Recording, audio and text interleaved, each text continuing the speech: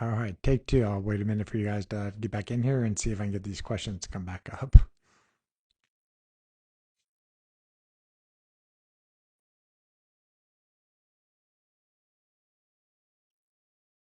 So, apologize. There's kind of a technical glitch with Instagram. Don't know why the questions weren't able to be forwarded, so I couldn't do anything other than try to click out and click back in. So it's like the old school Control-Delete. So the initial video, it should say there should be kind of the replay in my feed. I'll put it in my stories when this part 2 is done. So somebody's asking, the fluorine atom is present in statins like rosuvastatin.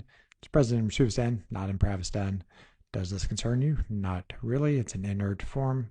It is not fluoride. That's what you're more concerned about. So I do not have any concern with that personally. All right, that time at work. Question did go to the side.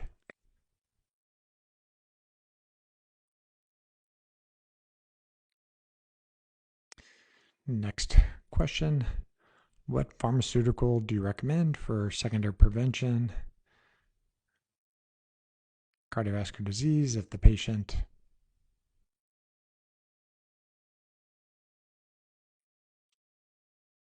probably continues on to another question, does not want to take a statin? Do the other pharmaceuticals work? So statins, I always tell people, are tools. They are the right tools for some individuals, not all. If you do certain genetics, you usually can figure out who the people are who should avoid them. The patients with 2 copies of ApoE4, SL1 B1, HMGs, they may have issues with statins. If you're a hyperproducer of cholesterol, maybe the statin will work for them, but not always. If you have a KIK6 mutation, those patients tend to benefit from statins. So you can see it's a nuanced question. That's why statins should be in the water for all, and statins are not poison. If you work with us, we can tell you pharmacogenomically, are they even a good option for you? But if the person just ethically does not want to take a statin for any reason, and they previously had a cardiovascular event, then the 3 other classes of medicines that have MACE, major adverse cardiovascular endpoints, are the PCSK9 inhibitors like Repatha and Praluent, and now Illisclaren. The medication Ezetimibe, used to be known as Zetia, cholesterol reabsorption inhibitor, and Nexletol, also known as bempedoic acid. That is a acetyl CH. I can never pronounce it exactly. Citrate lyase inhibitor. Just easier to say. It works in the liver, blocks cholesterol production. It is not a statin for people who are not tolerant to statins or prefer not to take them. Of those, the most potent would be the PCSK9 inhibitors. The least potent is probably Nexletol. So they do work for some individuals, but the goal is trying to get your ApoB. If you're for secondary prevention, generally at least less than 70, and if you're very high risk, under 55.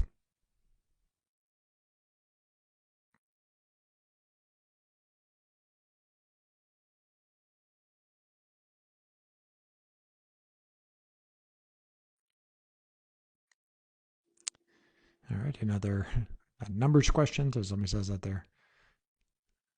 LDL. Okay, it's more like the size and stuff. So I would just go more that the particle counts, 1,800. Most time LDL particle count should be less than 1,000. If you're looking at just LDL numbers, that's what you focus on. You don't necessarily focus so much on the sizes until you get the total particle number down. After the number's down, then you can look at how many small LDLs you still have. But the smaller LDLs tend to oxidize more, so you can look at oxidized LDL. You can also look at oxidized phospholipid ApoB on a Boston Heart Lab panel, and that will tell you if you're at higher risk of developing more atherosclerosis.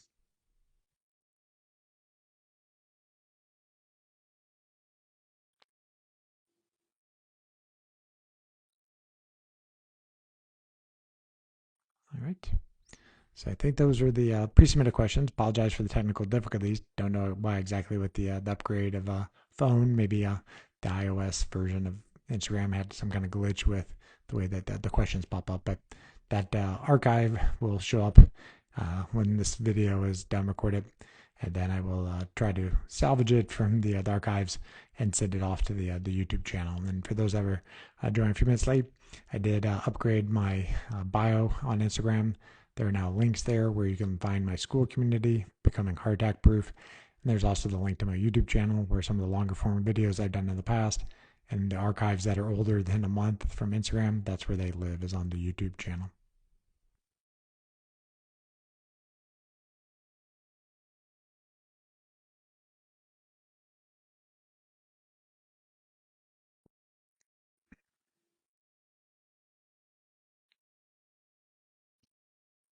All right, question.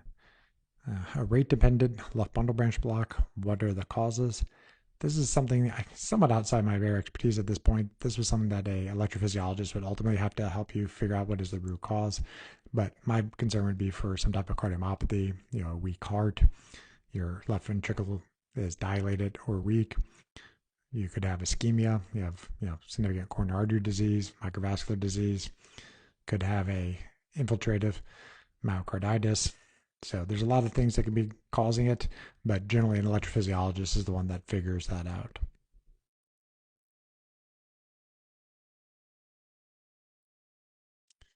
What is the name of the device that takes your blood pressure without you knowing it?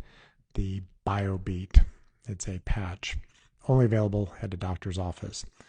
There are companies that are working on devices that are looking at photoplasmography, PPG for short. Think of how your rings work, your watches work to measure your heart rate.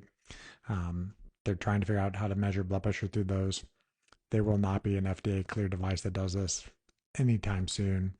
I have a device from Europe that does it. It is pretty accurate.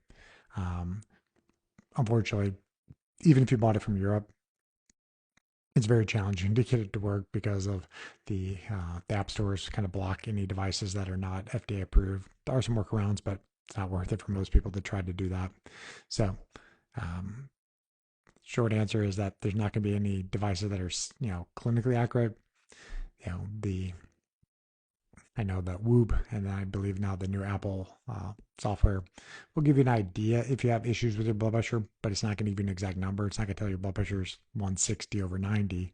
It's just going to tell you that likely your arteries are, quote, stiff, and you should sit down and take a routine blood pressure and see what your blood pressure is.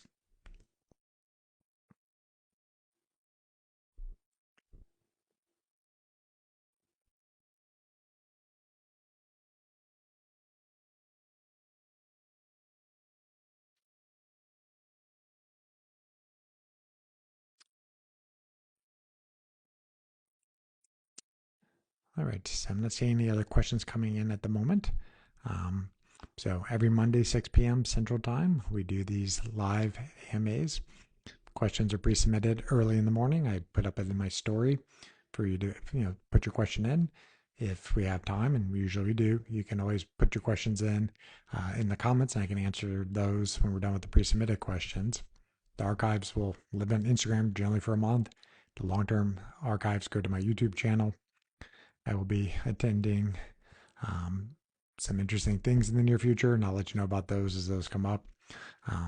But hope you guys have a great week. If you need anything in the interim and you're my school community, drop some information there. But otherwise, I'll be back next Monday, 6 p.m. Central Time, guys.